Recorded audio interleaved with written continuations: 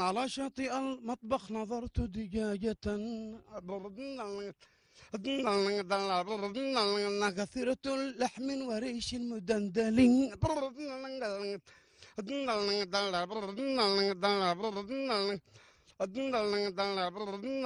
سألتها بالله بكلمة عزيزة،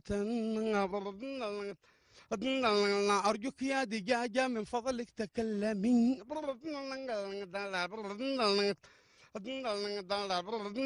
وقالت أرجوك ثم أرجوك مهلني دقيقة،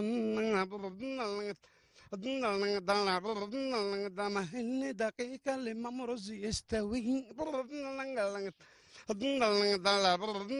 وقلت لا ما عاد يصير التفاهم بيننا، ما عاد فاعل بك لك دنك في فمي.